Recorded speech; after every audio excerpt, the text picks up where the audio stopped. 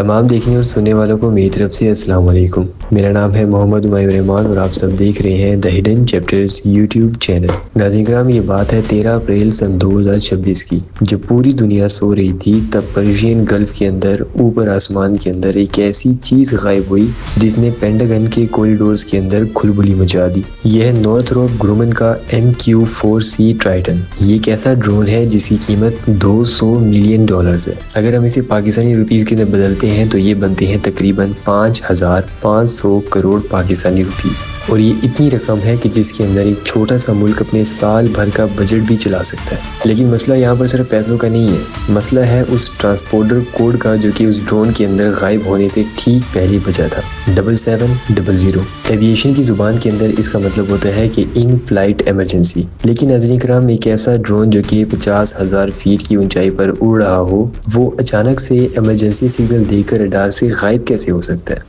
آپ نے MQ-9 rapper کا نام تو سنا ہوگا، جو کہ اکثر نیوز کے اندر بھی آتا ہے اور نہایت پاورفل ڈرون بھی ہے، لیکن یہ والا ٹرائٹن ڈرون اس کے مقابلے کئی زیادہ ایڈوانس تھا۔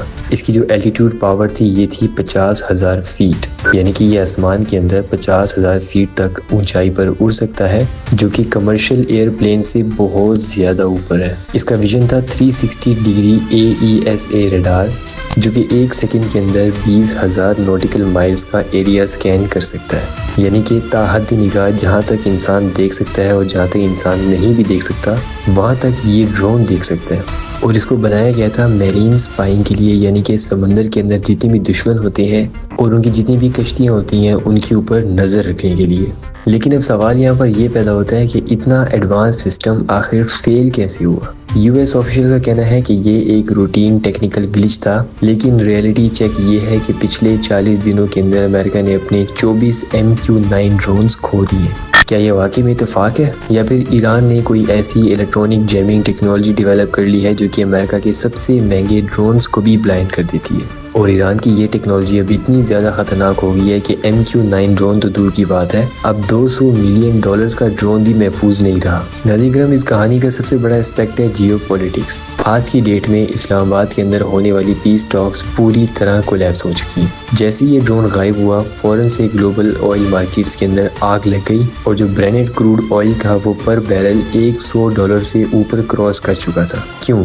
کیونکہ اسٹریٹ آف ہرموز وہ راستہ ہے جہاں سے دشمن کا پر بیرل کراس کر چکا ہے، کیونکہ اسٹریٹ آف ہرموز وہ راستہ ہے جہاں سے دنیا کا 20% آئل گزرتا ہے، اور وہاں پر ایک سپائی ڈرون کا ہونا اور پھر اس کا شوٹ ڈاؤن ہو جانا، تو اس کا مطلب صاف صاف یہ ہے کہ امریکہ ابھی بھی اپنی حرکتوں سے باز نہیں آ رہا اور راستہ کسی بھی وقت دوبارہ سے بند ہو سکتا ہے۔ پاکستان کے لیے یہ سچویشن اور بھی زیادہ کریٹیکل ہے۔ ایک طرف ہم پیس نیگوسیشن کروانے کی کوشش کر رہے ہیں اور دوسری طرف ہماری سرحد کے اتنے قریب ایک فل اسکیل الیکٹرانک وار شروع ہو چکی ہے۔ اب آتے ہیں سب سے ڈارک تھیوری کے اوپر۔ کچھ انالیسسٹ کا یہ کہنا ہے کہ ایران نے ٹرائٹن کو شوٹ نہیں کیا بلکہ اسے کیپچر کر لیا ہے۔ یاد کیجئے سن 2011 کے اندر وہ واقعہ جب ایران نے امریکہ کا اسٹیلتھ ڈرون ہیک کر کے اسے سیفلی لینڈ کروا دیا تھا، اور پھر اسی ڈرون کی کاپیز ایران نے خود بنا کے خود ہی استعمال کرنا سٹارٹ کر دی تھی۔ اگر اس بار ایسا ہی کچھ ہوا تو یہ امریکہ کے لیے ایک بہت ہی بڑا ڈیزاسٹر ہوگا۔ امریکہ کے لیے یہ نقصان صرف $200 کا نہیں ہے، بلکہ ان کی راتوں کی نیندیں حرام کرنے کے لیے یہ کافی ہے۔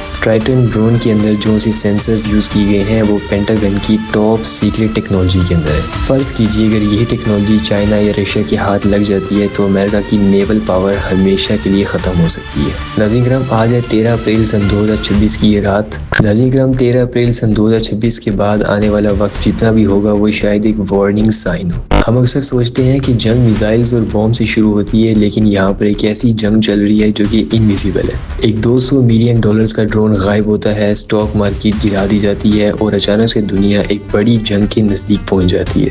کیا یہ سب صرف ایک ٹیکنیکل فیلئر ہے، یا پھر ہم ایک نیو ورلڈ آرڈر کی طرف بڑھ رہے ہیں جہاں پر ٹیکنالوجی ہی سب سے بڑا ہتھیار ہوگی، اور جس کے پاس ٹیکنالوجی ہے دنیا کی کوئی بھی پاور اس کا مقابلہ نہیں کر سکتی؟ آپ کو کیا لگتا ہے کہ کیا پینٹاگن سچ بول رہا ہے؟ کمنٹ سیکشن میں اپنی رائے کا اظہار ضرور کیجیے گا، اور ہاں، ایسی ہی ویڈیوز کے لیے اس چینل کو سبسکرائب لازمی کیجیے گا۔ ملتے ہیں آپ سے اگلی ویڈیو کے اندر، تب تک کے لیے خدا حافظ۔ پاکستان زندہ باد۔